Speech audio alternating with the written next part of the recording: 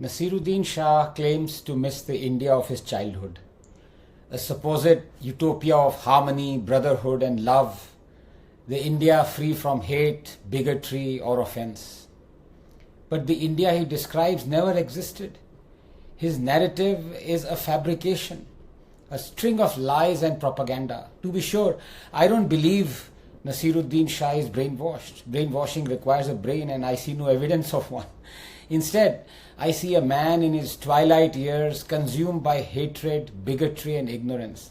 A man who, for 75 years, has thrived on the subjugation and subservience of Hindus, the same Hindus who have shown him immense love and respect, while he remained silent on the rampant discrimination meted out to them.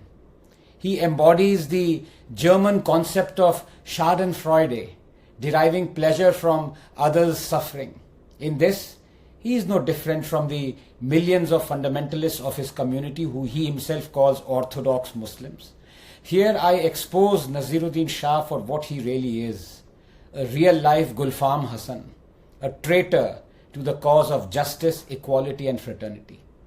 Nasiruddin Shah speaks of the India of his youth. Let me hold a mirror to the real India, not just of his childhood, but of the decades that shaped him as he grew. Hopefully he will realize that the dirt he rushes to wipe from the mirror is in fact on his own face.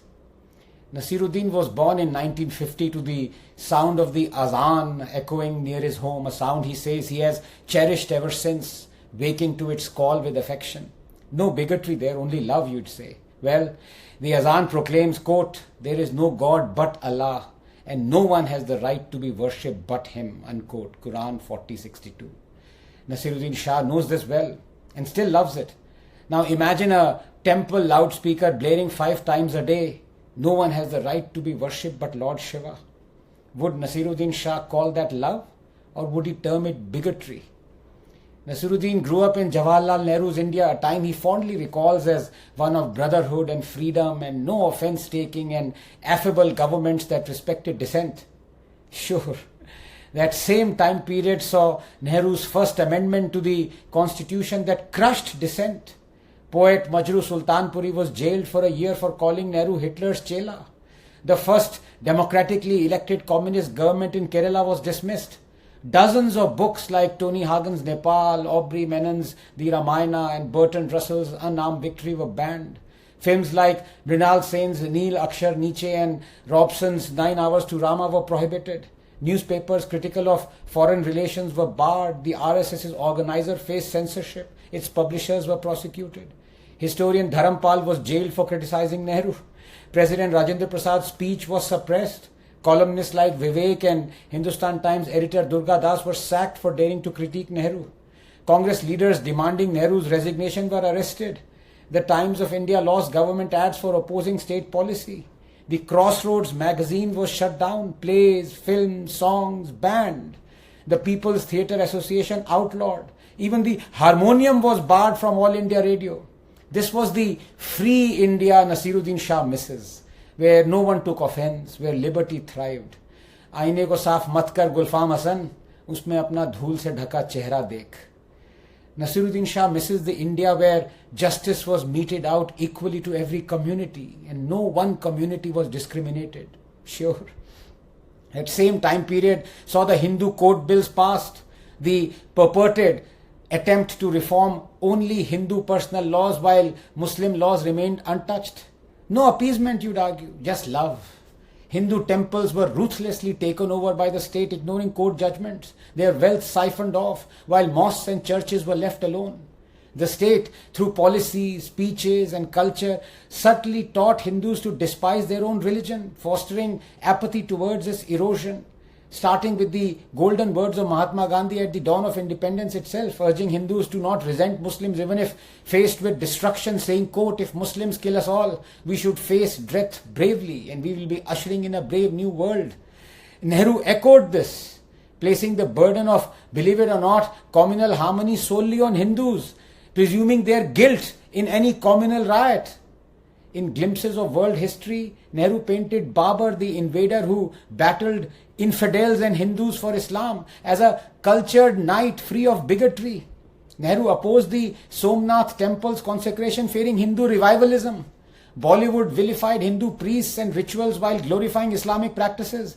Roads, cities, institutions were named after invaders who razed Hindu temples and culture. Babarpur, Aurangabad, Bakhtiyarpur, Allahabad. From Somnath to Kashi Vishwanath, the scars of these injustices were made visible deliberately, as if to celebrate their lionization, the Hindu humiliation. That is the India that Nasiruddin Shah misses. आईने को साफ मत कर गुलफाम हसन, उसमें अपना धूल से ढका चेहरा देख. The following decade, the 70s, the same voices that later championed renaming streets and toppling statues of Western colonialists, Rhodes, Churchill, Pizarro, utilized India's own barbarians. Babur, Aurangzeb, Tipu, Khilji. They celebrated Khusro, who rejoiced in Hinduism's subjugation and Somnath's destruction. They sent chadars to Moinuddin Chishti's shrine, honoring a man who fought alongside Muhammad Ghori, converted Hindus forcibly and vowed to raise temples. They praised Saint Xavier, the architect of the Goa Inquisition that happened after him, that tortured and murdered Hindus, calling their gods ugly and horrible. They normalized Hindu hatred, airbrushing cruelty against them. And Indira Gandhi handed over the education department to the leftists. And India was taught to forget its historical injustices and instead to glorify genocidal figures like Aurangzeb, who demolished Kashi Vishwanath and Keshav Dev temples, murdered millions, beheaded Guru Tegh Bahadur. India was forced to know more about the Mughals than Shivaji, Rana Pratap or Prithviraj Chauhan. Guru Arjan Dev, our Guru, was cooked alive by Jahangir, and yet we romanticized him as Salim in films. We celebrated Nalanda's destroyers and named our children after Taimur, the temple demolisher.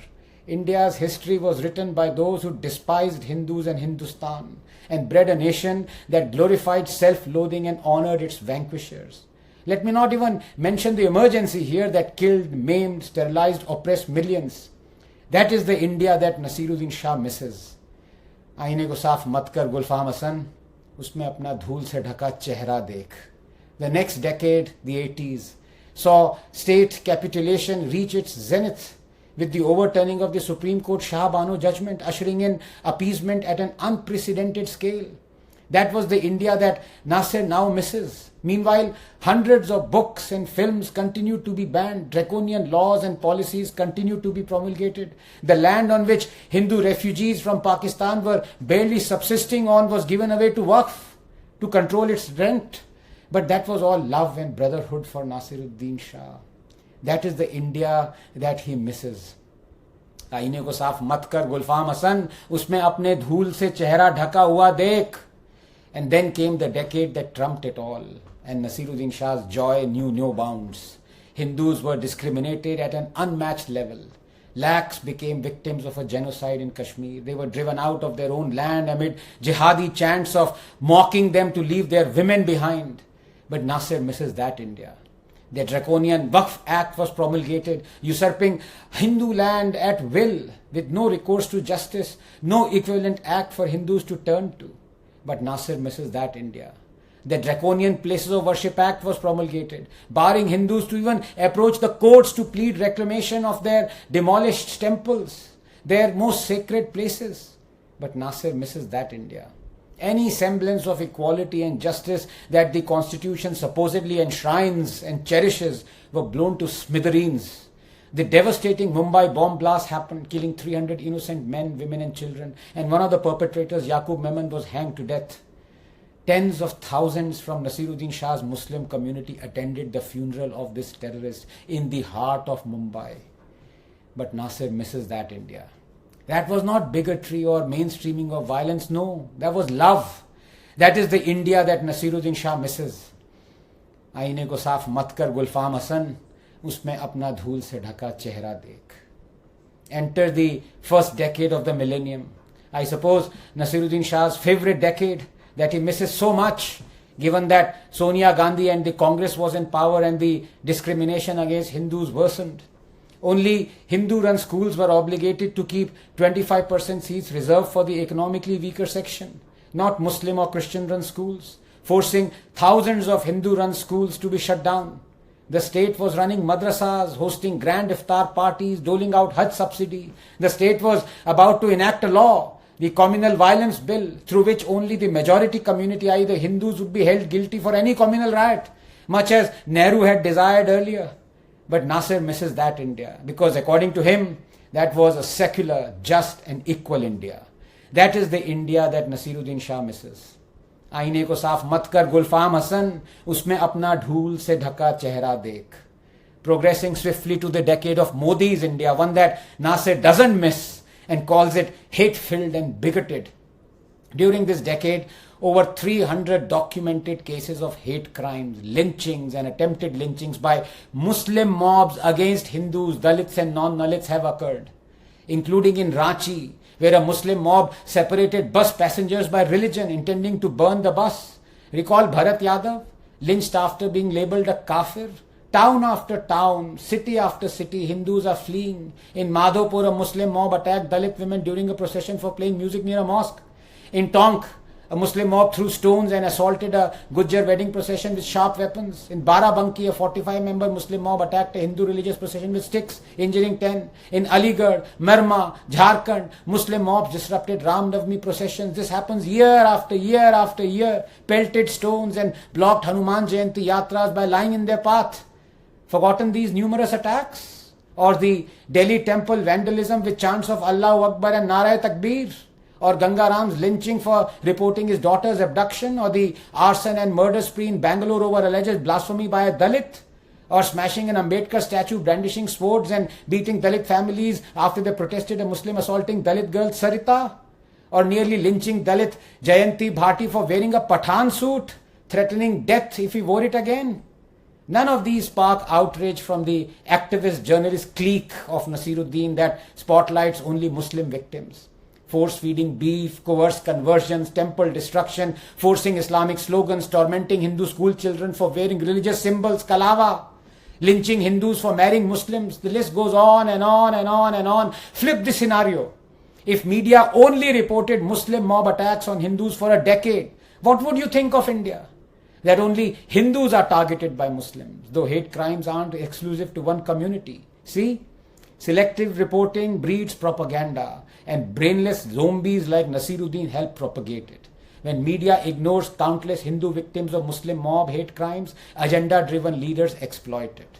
And since 2014, these toxic selectivists, as I call them, claiming to speak truth to power, target only Modi, even for crimes in non-BJP states. When the victim is Hindu, media buries the communal angle. So what counts as a communal hate crime is now the media's call? The killer didn't know the victim was a kafir? Or will you split his motive into religious and non-religious parts? Take Palghar, for example. A saffron-clad sadhu's clear identity isn't enough. If the victim were a skull-cap wearing sherwani-clad Maulana handed to lynchers by UP police with a BJP minister watching on, would media still call it non-communal? Propagandists like Nasiruddin are incurable. They're like Rakt Bij. Each drop of their blood spawns more of the same. We know Akhlaq, but who knows Banu, Khitaram Bhil, Savant Rathod, Vidu Jain, Ayub, Farooq, Bharat, and hundreds and thousands more who lie forgotten. Once called out on their blatant bias, these chauthi fail propagandists pivot to the mainstreaming of violence trope, blaming the ruling party. But then again, communal bigotry by politicians, which must be condemned across all parties, cutting across party lines, is only selectively highlighted by zombies like Nasiruddin. They ignore BSP choosing a candidate who offered 51 crores to behead Charlie Hebdo journalists, Mehbooba Mufti picking a rape accused for elections, or mourning terrorist Vani's death, or the Jalandhar church welcoming a rape accused bishop, or the ex-vice president honoring the PFI chief, or a Congress MLA refusing to work for Dalit who didn't vote for him, or an SP legislator slapping a woman at Haji Ali, or Congress leaders demanding Kamlesh Tiwari's hanging, or Manmohan Singh praising Yazin Malik, or Congress's Nilai Kannan wishing for Modi and Shah's deaths, or CM Stalin honoring a Rajiv Gandhi assassination convict, or thousands attending terrorist funerals, or when MLA Tahir Hussain leads a mob to teach kafirs a lesson, or legislators pray at genocidal Aurangzeb's grave. That's not mainstreaming violence. If I do, it's divine. If you do, it's vile. You talk of taking offense, Nasiruddin, when you remain silent on tens of thousands from your community pouring onto the streets demanding the head of a woman who merely quoted the Islamic scriptures, the hadiths? That was not hate. That was not bigotry. आईने को साफ मत कर गुलफाम हसन, उसमें अपना धूल से ढका चेहरा देख. Nasiruddin Shah, it is time you understood real discrimination. Is it against Muslims or Hindus when Ram Navami, Hanuman Jayanti, Durga Puja or even Garba events are stoned with impunity? Is it anti-Muslim when Muslims from mosques threaten to behead Nupur or those opposing Azan and Hijab, or when thousands riot over a Facebook post calling Aurangzeb a mass murderer? Is it anti-Muslim when a PM claims minorities have the first claim to resources? Is it anti-Muslim when Kashmiri Hindus are refugees in their own land where 40,000 Rohingya Muslims can settle but not 7 lakh Kashmiri Hindus, and the judiciary says it is too late to prosecute their rapists and murderers? Is it anti-Muslim when the state controls Hindu temples, Hindu beg for Waqf land for festivals, and the government seizes temple lands worth crores? Is it anti-Muslim when the RT Act targets only Hindu schools shutting thousands, or when a law nearly held only Hindus guilty in riots even in minority areas like Kashmir, or when courts reform only Hindu practices leaving others untouched? Or when the Places of Worship Act denies Hindus rights to reclaim demolished temples, or when the Waqf Act lets Muslim claim a 1500-year-old Hindu temple as Islamic land despite Islam's 1300-year-old history? Who's the real victim? And then you accuse Modi of being anti-minority? Nasiruddin, I scoff at your pitiful ignorance. Here are the facts. Pre-2014, minorities 20,000 skill trained, 5% in government jobs, 3 crore scholarships, 70% girl dropout rate. And post-2014, 2 million skill trained, 10% in government jobs, 5 crore scholarships, free UPSC coaching, 30% girl school dropout rate. Modi has given more scholarships to Muslims than Manmohan Singh. AMU funding increased with 90 crore boost. Muslims, 14.2% of the population, getting 31.3% of Awas Yojana homes, 33% of Kisan Samman Nidhi funds, 36% of Mudra Yojana benefits. The Shadu Shagun scheme gives exclusively 51,000 to Muslim girls graduating before marriage. No PM has done more for Muslims than Narendra Modi. Now look at Muslims in a non-BJP Bengal, never been ruled by BJP. Poorer than others, population growing twice as fast as Hindus. Only 13% have salaries jobs. India rate 22.1%. Only 35% are casual laborers. India 24%. They earn 27 to 40% less than Muslims elsewhere. Muslims are 30% of Bengal's population, but only 7% of college teachers. And literacy is 7% below the state average. After 40 years of non-BJP rule, the Disturbed Areas Act brought by Congress forces Muslim into ghettos, whereas in BJP-ruled Gujarat, Muslims' rural per capita income surpasses Hindus. They hold proportionate government jobs and literacy is 6% above the national average. Nasiruddin, listen up and understand one thing. You miss the India where the Hindus were discriminated against and did not speak up. And you lament this India where the Hindus are still discriminated against, but now they speak up. You and your ilk have fattened yourself on 70 years of appeasement politics, the initial phase of which begins with welfare policies targeting financial aid. These policies often start subtly, based on the flawed notion that Muslim minorities are inherently disadvantaged, perpetually victimized, and disproportionately affected by societal conflicts.